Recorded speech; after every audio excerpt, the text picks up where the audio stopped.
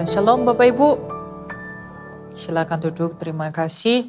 Hari ini adalah sesi terakhir dari saya di tempat ini. Saya tidak tahu ada ibadah lagi, saya nggak tahu. Cuma kita akan belajar, kalau tadi kita belajar tentang bagaimana kita seharus mengikut Yesus, bahwa ternyata dalam mengikut Yesus itu yang memuaskan jiwa daripada manusia adalah kehadiran Kristus itu sendiri. Kita itu tidak bisa dipuaskan oleh apapun yang ada di dunia ini. Jiwa kita itu rindu pada kekekalan. Maka sekalipun dia kaya, sekalipun dia besar, dia bisa hampa. Sekalipun dia terhormat, dia bisa kesepian. Sekalipun dia hebat, dia bisa tetap merasa kosong. Karena jiwa itu tidak bisa dipuaskan oleh hal-hal duniawi. Jiwa itu hanya dapat dipuaskan oleh dia, sumber dari mana jiwa itu berasal. Nah, hari ini kita akan belajar tentang apa yang Kristus mau, apa sebenarnya yang Yesus Kristus kehendaki bagi kita manusia.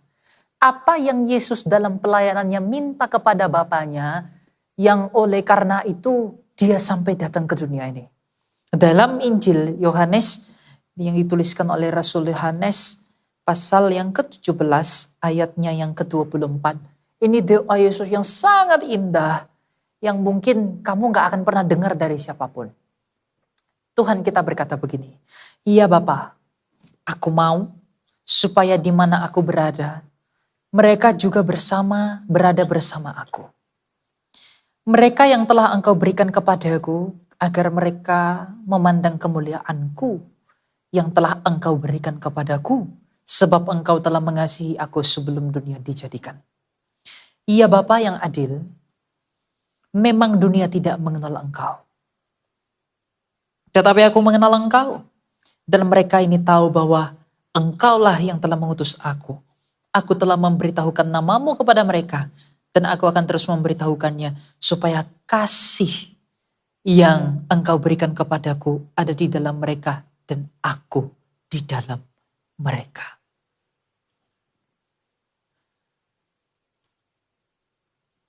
Tuhan mana di dunia ini yang pernah mengatakan seperti ini kepada kamu? Dari banyaknya seluruh iman dan kepercayaan, mereka menawarkan surga. Kalau kamu ini, kamu surga. Kalau kamu begini, aku berikan kamu tempat. Kalau kamu begini, aku berikan kamu uang. Kalau kamu begini, aku berikan kamu banyak hal. Tuhan gak bilang begitu. Yesus mengatakan apa? Iya Bapa, aku mau mereka di dalam aku di dalam mereka. Yang Tuhan mau daripada kita semua adalah kita bersama-sama dengan Dia. Saking cintanya Dia kepada kita, Dia meminta kepada Bapaknya, "Iya Bapa, biarlah mereka di dalam aku di dalam mereka, untuk mengenal kasih yang daripadamu." Yesus tidak menawarkan apa yang Dia mampu berikan, sebab Dia mampu memberikan apa-apa. Tapi Dia memberikan dirinya sendiri. Kristus bisa memberikan segala sesuatu yang ada di dunia ini bagi kamu. Tetapi dosa dalam diri kita membuat kita salah paham. Tidak sulit bagi Dia untuk memberikan semua yang ada di dunia ini bagi kita.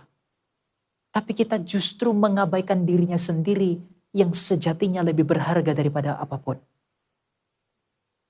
Kita tidak mencari Dia sebagai hadiah yang terbesar, tapi kita memanfaatkan Dia untuk hal-hal yang tidak besar. Kita memanfaatkan Dia untuk hal-hal apa yang Dia bisa lakukan, tapi kita tidak mencari pribadinya dalam kesungguhan dan kebenarannya. Kita melupakan apa yang paling penting. Kita mengabaikan apa yang paling berharga demi sesuatu yang kita anggap pintar. Demi sesuatu yang kita anggap pandai, demi sesuatu yang kita anggap baik bagi kita. Adakah Tuhan di dunia ini yang mau tinggal di dalam kamu dan kamu tinggal di dalam Dia? Adakah Allah di dunia ini? Di manakah Allah orang Yunani? Di manakah Allahnya orang Ethiopia? Di manakah orang dan berhala-berhala dari Damsyik? Di manakah pemimpin raja-raja dan Tuhan dan dewa-dewa dari orang Mesir, dewa Hermes, dewa Pan, dan orang-orang yang besar, dan kuil-kuil dewa di Kaisarea Filipi. Apakah mereka pernah menawarkan hal yang seperti ini kepada manusia? Kristus dalam ketulusan hatinya meminta kepada Bapaknya, ya Bapa, biarlah mereka di dalam aku, karena aku mengenal engkau. Aku mau memberitahu engkau bagi mereka, agar mereka juga ada di dalam aku. Yang Tuhan inginkan daripada hidup manusia adalah bagaimana kita kembali intim dengan Dia. Bagaimana kita kembali berdamai dengan Allah. Yang Tuhan mau adalah bagaimana kita berdamai dengan Dia. Perdamaian, rahmat perdamaian dan kemuliaan dalam perdamaian. Itulah yang Tuhan mau daripada manusia. Maka Ia sendiri, Yesus Kristus, firman Allah yang hidup, telah datang ke dunia hanya untuk memperdamaikan kamu dan saya dengan Allah. Jadi kalau kamu tidak mencintai perdamaian dengan Allah, dengan pikiran yang duniawi, dengan memanfaatkan Dia untuk hal-hal yang tidak penting, kamu mengabaikan makna mengapa Tuhan yang mulia itu turun ke dunia ini menanggung kehinaan manusia berdosa. Yang paling Tuhan mau daripada diri kita adalah bagaimana kita mau berdamai dengan Dia. Tapi bagaimana caranya aku berdamai dengan Engkau ya Ilahi? Aku tahu bahwa satu-satunya agar aku bisa diperdamaikan di dalam jalan-jalan-Mu yang mulia adalah aku datang kepada Engkau ya Yesus Kristus. Agar aku bisa diperantarai oleh Engkau imam besar yang agung. Aku hanya bisa mengikut Yesus. Satu-satunya cara bagaimana kita bisa berdamai dengan Allah hanya melalui Yesus Kristus. Karena melalui perdamaian itulah kita bisa menerima rahmat yang baik. Melalui perdamaian itulah kita bisa hidup dengan baik. Hidup yang baik bukan jadi kaya. Hidup yang baik bukan jadi besar. Hidup yang baik bukan tentang kita memperoleh semua yang kita mau. Tapi hidup yang baik adalah bagaimana kita mengerti, bagaimana kita intim dengan kehendak Allah. Sebab para rasul dalam kehidupannya yang serba menderita, dalam kehidupannya yang serba sulit dalam mengikut Tuhan dan memikul salib, dan menanggung seluruh bagian yang menjadi kepemilikan mereka dalam hidup mereka. Mereka tetap setia kepada Yesus Kristus. Jadi yang Tuhan mau adalah perdamaian. Tapi bagaimana caranya kamu dan saya berdamai dengan Allah? Di dalam Yesus. Kita menerima rahmat perdamaian di dalam Tuhan melalui Yesus Kristus. Bagaimana caranya kita memperoleh itu semua? Kita nggak bisa mungkin diperdamaikan kalau kita nggak mengerti apa yang membuat kita bermusuh dengan Dia.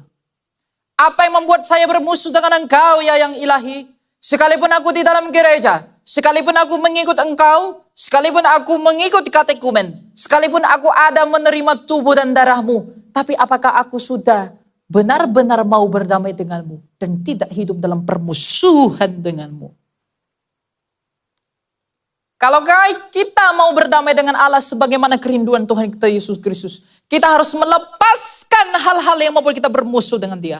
Apa musuh daripada Allah? Apa musuh daripada Yesus Kristus? Dia Tuhan yang rendah hati itu, musuhnya adalah kesombongan, musuhnya adalah ketamakan, musuhnya adalah kelicikan, dan musuhnya adalah dosa.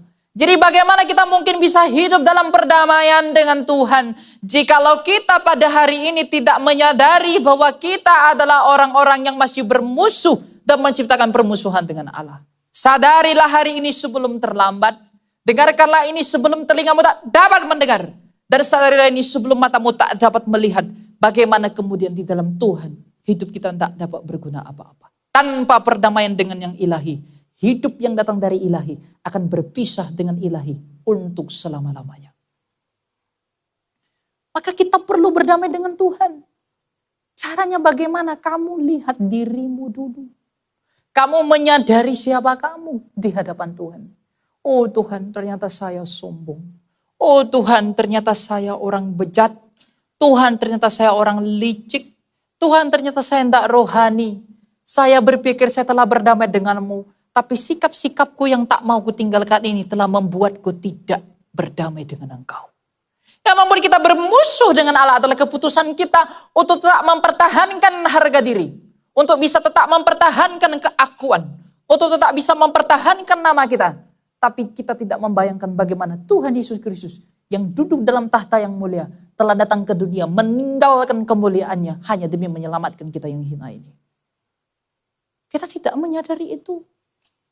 Jadi kalau kamu hidup berdamai dengan Allah, agar damainya Allah ada dalam kamu, kamu harus merasa perlu diperdamaikan. Dan untuk kamu diperdamaikan, kamu perlu menyadari bahwa ada sesuatu dalam diriku yang membuat aku bermusuh dengan Allah. Apa itu? Dosa. Tujuan Tuhan datang ke dunia ini menyelesaikan, memberantas dosa agar kita diperdamaikan. Sekarang kenapa kamu tidak berjuang untuk mengenali itu? Mengapa kamu tidak mencari itu? Mengapa kita menyanyiakan hal-hal yang benar dan yang berharga itu? Rahmat yang terbesar daripada Roh Kudus, seperti perkataan Yesus Kristus. Jikalau roh itu, penolong itu, jikalau penghibur itu datang kepada kamu, ia akan menginsafkan dunia akan dosa. Berkat terbesar bagi manusia adalah ketika dia sadar dia berdosa, dan kesadaran itu akan menuntut dia datang kepada Kristus. Selama kamu tidak mau mengakui dosamu, selama kamu tidak mau menyadari dosamu di hadapan Tuhan, dan hatimu tidak dihancurkan, tidak mungkin kamu bisa mengalami perdamaian. Maka tugas orang Kristen sebenarnya bukan jadi ini, jadi itu singkirkan dulu. Tapi kamu mengerti, ya Roh Kudus, beritahu kepadaku bahwa aku sakit. Agar aku diperdamaikan, agar dia yang mendamaikan aku ada diam di dalam aku. Dan aku yang diperdamaikan diam di dalam dia yang mendamaikan. Itulah kekayaan yang tak dapat direbut oleh apapun. Berapa banyak pun uang di saldomu, ada tukang tipu dari judi online, itu hilang. Berapa banyak pun yang kamu miliki, ada orang mau jahat sama kamu, dicuri. Sehebat apapun sistem yang diciptakan manusia, bisa kebobolan. Seperti ada pepatah, sepandai-pandainya tupai. Ngapain? Menari. Melompat, dia pasti jatuh juga.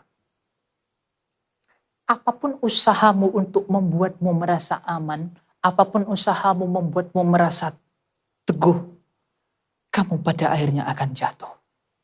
Tapi kalau kamu di dalam dia, kamu bersama-sama dengan dia, kamu berdiri dalam dia, jatuh bahkan duduk pun bersama-sama dengan dia. Itu yang Tuhan mau. Yang Tuhan mau itu agung sekali, anak muda. Tuhan, Bapa, kata Yesus, aku mau mereka di dalam aku dalam mereka. Kita tidak menyadari betapa berharganya relasi antara ciptaan dengan pencipta. Maka kita sibuk mencari dunia, tapi kita tidak mencari kasihnya Allah. Kita tidak mengerti betapa berharganya relasi kasih yang Allah berikan kepada dunia melalui anaknya itu. Sehingga kita mengabaikan ini dan mencari yang tidak penting. Kita nggak mengerti betapa berharganya anugerah. Kita tidak mengerti betapa besarnya cinta daripada Allah. Sehingga kita tidak mencari itu. Sekiranya jikalau kita mencari cinta yang daripada Tuhan. Jikalau kita memang benar-benar mau mengasihi Allah. Kita pasti akan hidup bagi dia. Menurut apa? Menurut apa yang dia mau, bukan menurut apa yang kita mau.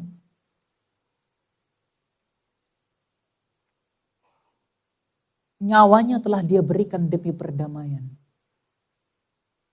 Tapi kita nggak menghargai dia kan? Ada nggak kita menghargai Yesus itu? Ada nggak kita berterima kasih kepada dia? Terima kasih Yesus, anak Allah dari Nazaret.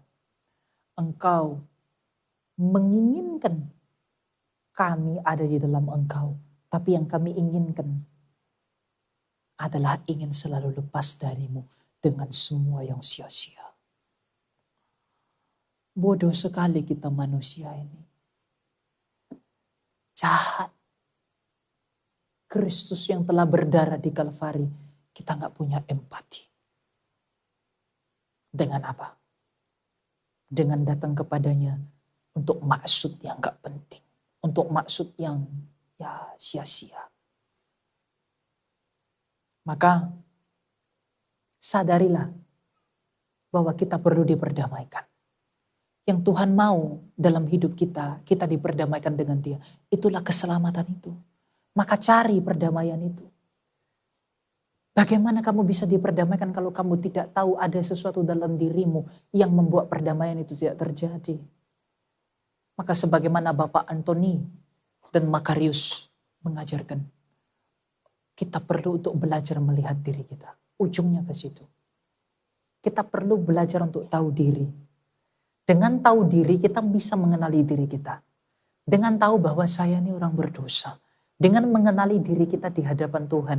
Itu akan membuat kita mengerti siapa diri kita. Dan dengan pengenalan akan diri kita, kita bisa mengenal Allah. Allah yang mendamaikan itu. Gak bisa kamu kenal kalau kamu gak tahu apa yang ada dalam diri kita. Itu yang gak bisa memperdamaikan kita dengan Allah. Orang sakit gak mungkin pergi kepada dokter kalau dia gak sadar dirinya sakit.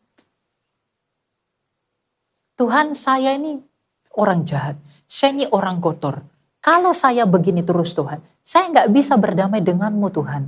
Maka Tuhan oleh anugerahmu tolong aku untuk bisa beranjak dari semuanya ini. Dan itu nggak bisa kamu lihat kalau kamu sibuk terus. Kamu nggak bisa melihat dirimu kalau kamu sibuk cari dunia ini terus.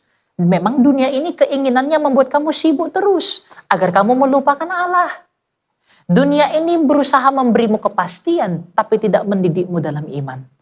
Dunia ini menawarkanmu rasa palsu, rasa aman yang palsu, tapi tidak membuatmu berjalan dalam iman dan kebenaran. Itulah dunia menipu. Dunia ini menipu kita seolah-olah dunia ini adalah solusi untuk semua pergumulan kita. Tapi semakin kita kejar, semakin kita terpuruk. Semakin kita berusaha mendapatkan, semakin kita diperbudak. Kebebasan yang sejati adalah ketika kamu rela melepas seluruh kehendakmu dan berkata, jadilah kehendakmu. Itulah kebebasan. Kamu tidak diperbudak oleh ambisimu, kamu tidak dicobai oleh keinginanmu, kamu tidak lagi dikurung oleh angan-anganmu, angan-angan tukang cendol. Atau mau apa? Kita terlalu banyak angan-angan kan, kita terlalu banyak keinginan kan, tanpa kita tahu diri kita ini siapa. Kita berusaha menggenggam sesuatu, kita berusaha mengambil apel, tapi kita tidak menyediakan tangga untuk bisa memanjat apel. Itulah manusia. Ketamakan dari bapa kita Adam, kelicikan dari ibu kita Hawa, kita warisi sebagai keturunannya. Dan kita tidak menyadari itu. Kenali dirimu, agar kita diperdamaikan. Mungkin gak orang yang gak sadar salah, dia minta maaf untuk berdamai? Mungkin gak kalau kita gak sadar kita salah, lalu kita datang minta maaf untuk berdamai? Gak mungkin kamu bisa berdamai dengan Allah kalau hatimu gak hancur karena melihat dirimu yang bermusuhan dengan Allah. Dengan mengenali dirimu, dengan melihat dosamu, kamu jadi tahu diri. Kita jadi tahu diri. Oh ternyata aku gak bisa melakukan apa-apa yang baik kok. Oh ternyata Tuhan aku gak bisa berbuat yang benar kok. Aku gak bisa mengandalkan diriku ternyata Tuhan. Tapi karena Engkau menginginkan perdamaian antara aku dengan Engkau. Aku mau merebahkan diriku pada kehendak-Mu agar aku berdamai denganmu.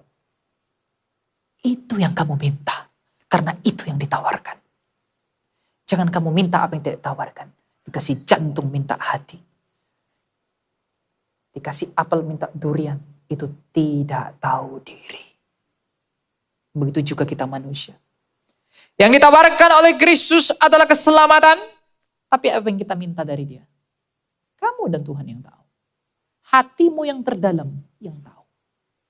Cek itu, evaluasi itu dalam saat teduhmu. Dalam berdiam dirimu. Evaluasi ke dalam. Tuhan apa sih yang ku minta daripadamu? Apakah yang ku minta adalah yang kamu tawarkan atau yang tidak? Jauh-jauh dia dari surga turun ke dunia menawarkan kerajaan Allah. Tapi kerajaan Allah itu gak pernah kamu minta dalam doamu. Pernah gak kamu minta itu kepada Tuhan? Tuhan berikan aku kemampuan untuk mengerti kerajaan-Mu. Pernah gak kita minta itu kepada Allah? Yesus turun dari surga menawarkan kerajaan itu. Tapi kita gak pernah mencari itu. Kita gak pernah rindu untuk mengenali kerajaan itu. Kita membuang yang berharga. Kita mencari yang busuk. Dan bau. Sadar gak kamu itu? Kalau gak sadar, Gimana kita memulai kehidupan? Kalau kita nggak sadar, gimana kita memulai pertobatan? Tidak akan ada pengenalan akan Allah kalau kamu nggak mengenali dirimu dulu. Tapi kesadaran itu pun anugerah dari Allah. Masalahnya, pernah nggak kamu meminta anugerah kepada Tuhan? Tuhan, mampukan aku untuk melihat apa yang aku belum lihat. Bukan untuk melihat hantu. Bukan untuk melihat setan. Setan tidak perlu dilihat. Pernah nggak kita meminta itu kepada dia? Kalau nggak pernah, ngapain kita ikut dia? Hal-hal ilahilah yang dilihat Rasul, maka mereka sampai rela mati demi dia. Kalau Rasul hanya melihat wanita, dia lihat uang, apa artinya uang itu dan wanita itu kalau dia pada akhirnya mati? Gak mungkin kalau demi uang Rasul akan mati. Gak mungkin demi wanita Rasul mati. Dia mati karena dia melihat Kristus yang ilahi itu. Kerajaan yang tak tergoncangkan itu. Itulah yang mau mereka tidak takut atas apapun lagi. Kunci dari ketakutanmu adalah ketika kamu mengenal dia. Ketika kamu belum mengenal dia, hidupmu akan penuh dengan kekhawatiran. Hidupmu akan penuh dengan protes. Hidupmu akan penuh dengan apa? Keluhan. Karena kita nggak mengenal dia. Pengenalan akan Kristus itu akan membawa kita kepada ketidaktakutan atas apapun, bahkan kematianmu. Orang cari uang, orang cari cewek, orang cari harta, itu demi apa? Tidak mati. Mana ada orang yang punya uang tidak takut? Uang sebanyak apapun tak bisa menghilangkan ketakutan dari dalam hatimu. Justru uang yang semakin banyak membuatmu semakin takut kehilangan akan itu semua. Benar enggak? Ya. Itu membuatmu semakin khawatir. Itu membuatmu semakin takut kehilangan semuanya itu. Kenapa begitu? Dosa.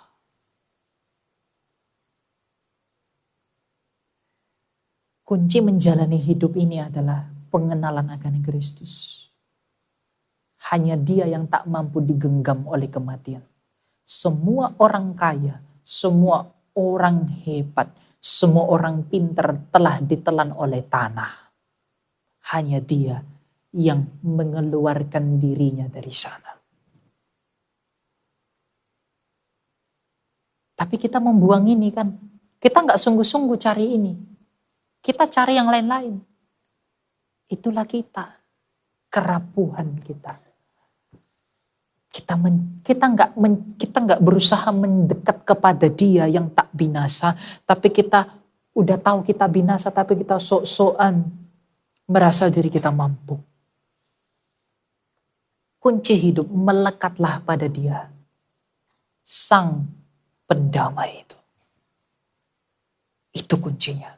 Kalau kamu melekat sama dia, mau kamu di penjara, mau kamu di penthouse, mau kamu di mobil mahal itu, Rolls Royce, mau kamu di angkot, mau kamu di manapun, kamu akan tetap berkata, terima kasih, puji bagimu ya Allah, karena apa? Aku memiliki Engkau.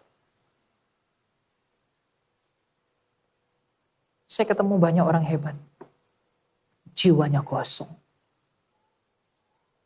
Saya ketemu banyak orang populer, hampa. Ketemu banyak orang kaya, bodoh. Kaya tapi bodoh. Karena memang orang kaya di sini bukan masalah uang ya. Orang kaya itu orang sombong, yang merasa dirinya tidak butuh Tuhan. Orang seperti itulah yang tak masuk kerajaan Allah, yang Yesus maksud dalam Injilnya. Sukar bagi orang kaya masuk ke dalam kerajaan Allah. Itu adalah orang yang merasa mampu tanpa Allah. Jadi kita kenapa gak berusaha melekat pada dia dalam doa?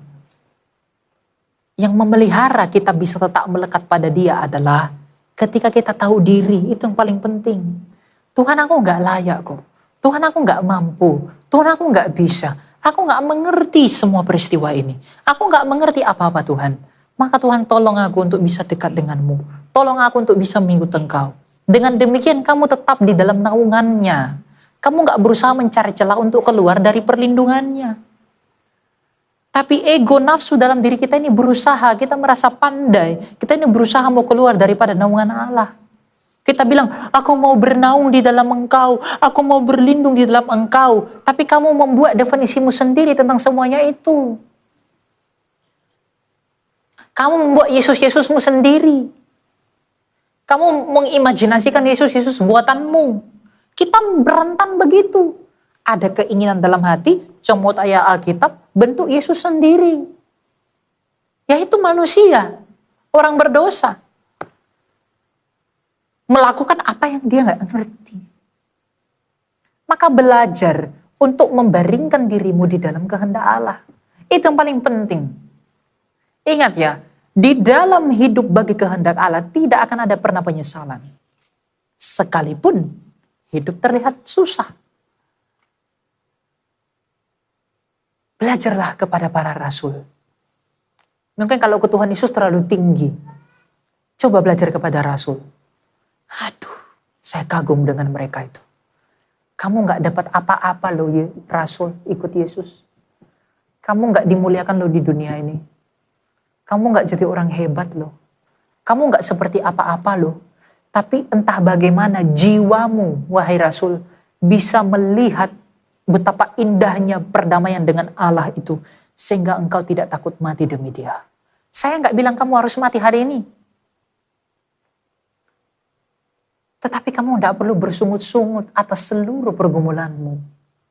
Kamu tidak perlu marah-marah atas ketidakpastian hidupmu. Kamu gak perlu menggerutu atas rasa sakit yang kamu alami. Gak perlu. Kamu belum sampai menumpahkan darah kok. Tuhan izinkan itu bagi kamu untuk menyelamatkan kamu. Tapi nafsu dan ego kita membuat kita gak mengerti semuanya itu. Tuhan tidak pernah salah memutuskan apapun dalam hidup kita. Tetapi dosa-dosa kita membuat kita salah memahami dia. Kita selalu salah paham sama dia.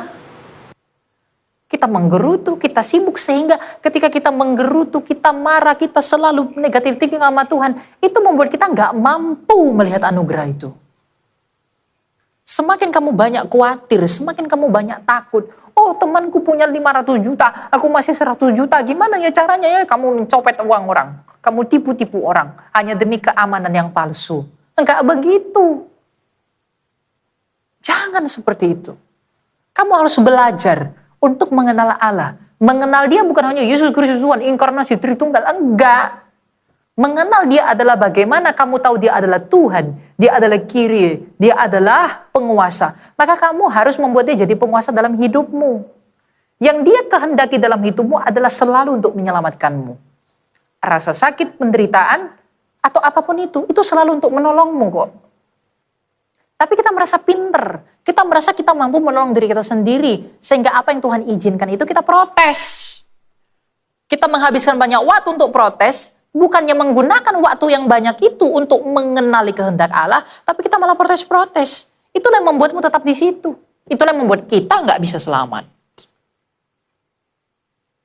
Nggak ada penyesalan orang mengikut Tuhan. Tidak ada rasul yang menyesal walaupun dia mati martir, walaupun dia bersimbah darah, walaupun dia dipenjara, walaupun dia disalibkan terbalik, walaupun Markus ditarik kuda, meskipun Bartolomeus begitu dianiaya, meskipun Yohanes digoreng-goreng di minyak panas, tidak ada penyesalan bagi mereka karena mereka mengerti mereka mati demi sesuatu yang tak dapat dihadirkan oleh dunia.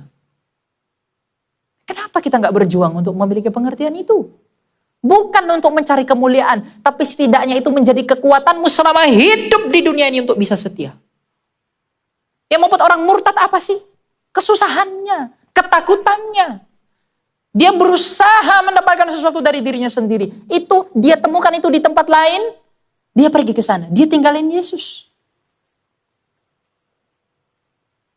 Jangan hidup dalam ketakutan. Jangan hidup dalam kekhawatiran. Apapun seberat, apapun yang kamu alami saat ini, itu untuk menyelamatkan kamu. Percaya itu dulu. Jikalau Kristus Tuhan yang baik itu tidak memikul beratnya salib, mungkinkah ada gereja? Mungkinkah ada perdamaian? Jikalau ia tidak menanggung mahkota duri yang ditimpakan kepadanya, mungkinkah ada keselamatan? Tidak ada. Jadi kalau Tuhan mengizinkan sesuatu yang berat dalam hidupmu, jangan buru-buru marah. Jangan buru-buru protes. Jangan langsung pengen disembuhkan. Jangan langsung pengen ini. Jangan, tanya dia dulu. Tuhan, apa kehendak-Mu? Ajari aku untuk mengenal itu. Agar penderitaanmu gak sia-sia. Agar rasa sakit yang kamu terima itu gak sia-sia. Tapi kamu mengerti sesuatu dari semuanya itu yang Tuhan ajarkan. Itulah yang paling penting. Dengan sikap hati seperti itu, kamu berdamai dengan Dia. Kamu gak hidup bagi dirimu sendiri. Kamu tidak hidup dalam permusuhan dengan Dia. Tapi kamu benar-benar mengatakan, jadilah demikian. Itulah perdamaian. Gak ada perdamaian tanpa kerelaan. Kamu harus rela menerima kenyataan bahwa ya memang saya seperti itu kok Tuhan. Belajar dari situ. Dengan demikian hidupmu akan dipenuhi dengan damai yang tak bisa dibeli oleh apapun. Bukankah kedamaian dan ketenangan yang dicari oleh orang? Bukankah ketenangan yang dicari oleh uang? Bukankah ketenangan yang dicari oleh kesehatan? Bukankah ketenangan yang dicari oleh kepintaran? Dengan pinter saya tenang. Dengan uang banyak saya tenang. Dengan semuanya saya tenang. Bukankah itu yang dicari? Tapi kamu yang tahu. Yang kamu miliki hari ini sebanyak apa. Tapi apakah kamu sudah tentram? Apakah kamu sudah damai? Dan apakah kamu udah bahagia? Kamu yang tahu. Dan Allah yang tahu. Tapi saya pastikan satu hal. Kamu pun tetap kosong tanpa Tuhan. Hampa, tak berguna.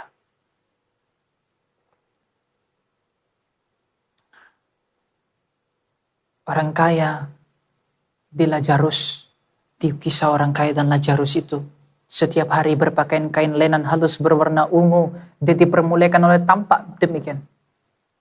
Tapi Lazarus hidupnya menderita selama hidupnya. Tapi siapa yang benar-benar berdamai dengan Allah? Yang menderita itu. Saya mau mengajak Bapak Ibu untuk mengerti. Di dalam rasa sakit, di dalam penderitaan, di dalam ketidaknyamanan, disitulah kamu bisa menemui Allah. Kamu gak menemui Allah di gunung emas. Kamu gak menemui Allah di kursinya raja. Kalau orang Majus tidak ke kandang domba, dia pergi ke kursinya kaisar, dia gak ketemu Yesus. Allah itu bekerja melalui hal yang tampak suram dalam hidup kita. Maka terimalah semua sebagai keputusan Allah untuk keselamatan kita. Tapi untuk mengerti seperti ini pun kita butuh anugerah Allah kok. Mungkin hari ini kamu bingung, kok begitu sih? Kok jadi begini? Kok begini ikut Yesus itu? Mungkin kamu bingung, gak apa-apa kamu bingung-bingung hari ini. Tapi kelak kamu akan mengerti kalau kamu setia. Murid juga awalnya bingung-bingung kok ikut Yesus. Kok saya diajak ke sini? Kok saya dibilang batu karang kata Petrus? Kok saya dibilang tubuh dan darahnya masuknya apa sih? Murid-murid itu kamu pikir sebelum Yesus bangkit dia mengerti semua? Tidak. Murid-murid Josephus Flavius, sejarawan Yahudi mencatatkan perubahan murid terjadi secara drastis ketika Kristus bangkit. Makanya ketika Yesus disalib ada yang lari. Petrus mengintip-ngintip. Markus entah kemana. Yang nemenin dia cuma Yohanes. Karena mereka pun masih bingung-bingung. Kalau Rasul aja bingung apalagi kamu dan saya masih bingung wajar. Tetapi kebangkitan Kristus membuat semangat mereka semua. Memutuskan satu hal. Apapun itu biarlah hanya dia yang tersisa. Kata Rasul. Nah hari ini kenapa kita tidak mau meminta itu kepada Tuhan? Kenapa kita hanya minta yang di dunia-dunia ini yang gak penting-penting ini? Kamu mau sekaya apa sih? Sebanyak apa kau makan nasi? Bisa kau mau makan 5 karung nasi sehari? Gak bisa kan? Nanti makin makan banyak gula. Makan seafood banyak kolesterol, stroke, mati. Semua mati. Yang nggak enak, yang enak juga semuanya mati. Nggak ada yang kuat di dunia ini. Sadari itu. Oh ternyata Salomo mengatakan semuanya semuanya kamu ingin memiliki apa yang Salomo miliki kan? Tapi kamu lupa perkataan Salomo setelah memiliki semuanya itu. Sia-sia. Kenapa? Karena ada yang lebih tinggi daripada itu semua. Allah sendiri. Cari itu. Anak muda, cari itu. Jangan kamu bisa, apa itu TikTok itu. Apa itu tren TikTok hari ini? Yang apa? Kicau. Apa kicau itu. Kamu kicau hafal 2 menit, langsung goyang-goyang. Tapi kamu ndak mau membaca Alkitab 2 menit aja. Ya kan? Kamu tahu tren-tren global. Kalau ditanya, waktu itu Lisa Blackpink pakai baju apa? Kamu tahu, pakai baju putih. Lalu waktu itu tanya, Yesus waktu itu hadir di perkawinan siapa? Kamu ndak tahu, mati. Cilaka sudah. Kenapa begitu? Kamu tahu yang duniawi, tapi bahkan untuk yang rohani kamu tidak tahu. Padahal jiwamu rindu hal-hal yang rohani. Anak muda sekarang, joget-joget nomor 1. Tren di TikTok, Veronica Ko. Semua hafal. Ada yang bilang, ini yang benar. Tapi nggak ada tuh orang yang ngomong, Yesus tuh Tuhan itu anaknya siapa? Anak Allah atau anak apa? Nggak ada yang tertarik dengan itu. Yang tertarik, Veronica Ko ini siapa? Ya, mengenai Yesus ini nggak tertarik baginya, terlalu flat. Tapi Veronica ini menarik sekali. Ya enggak, anak muda? Nggak usah nunduk-nunduk. Ya kan? Itu hal sederhana yang membuktikan kita ini miris sekali. Itu hal kecil yang membuktikan kita ini tidak tertarik kepada Allah. Itu hal kecil yang menunjukkan bahwa kita ini nggak mau sungguh-sungguh ikut Tuhan. Kita kepo siapa Veronica, tapi kita tidak kepo siapa Yesus Kristus. Padahal yang bisa menyelamatkan kamu hanya Dia. Veronica itu kamu gak kenal itu siapa? Anak Maria, suami siapa? Nah, tahu kan kamu kan? Tahu kamu, pinter untuk hal-hal itu. Yang lain-lain saya tidak tahu. Tapi ya, itu hal kecil yang membuktikan bahwa ternyata kita itu nggak cukup mengerti tentang Allah. Maka hari ini ketika kamu sadar itu, masuklah ke dalam kamarmu dan berdoa, Tuhan aku mau mengenal kamu. Tuhan aku mau mengerti kamu Tuhan, tolong aku. Aku nggak bisa kenal kamu kalau kamu nggak tolong aku. Tolong aku agar dalam hidup ini hanya Engkau saja yang menjadi kekuatan dan hanya Engkau saja yang menjadi sumber pengharapan dan penghiburan bagi hidupku. Agar ketika aku mati, aku mengakhiri semuanya di dalam dan bersama-sama dengan Engkau. Ya, itu minta kepada Tuhan. Anak muda, hidup bersama Tuhan kamu gak akan pernah menyesal. Tadi di khotbah saya yang sebelumnya saya katakan, kamu hari ini mungkin berpikir, kalau aku begitu, aku gak bisa jadi apa-apa. Salah. Agustinus mengatakan, kalau dia memberikan anaknya bagi dunia, apalagi yang ada di dunia ini. Kalau kekayaan, kalau harta, kalau jabatan itu baik bagi kamu untuk menyelamatkan kamu. Tanpa kamu mati-matian minta, Tuhan akan sediakan itu. Ya, anaknya yang berharga aja diberikan apalagi remah-remah. Gak sukar bagi dia memberikan itu. Tapi kenapa Tuhan belum berikan? Kenapa Tuhan belum izinkan? Dia punya maksud membentuk kita dulu sebelum kemuliaan diberikan. Tujuannya hanya satu, kamu mendapat yang baik, berkat yang baik, tapi pada saat yang sama kamu selamat. Jangan kamu dapat yang enak, tapi selamat yang paling penting, karena itu yang Tuhan pikirkan. Gitu ya. Jadi kamu belajar untuk kenal Allah, jatuh cinta pada Tuhan. Waktu saya udah habis. Kemuliaan bagi Allah selamanya.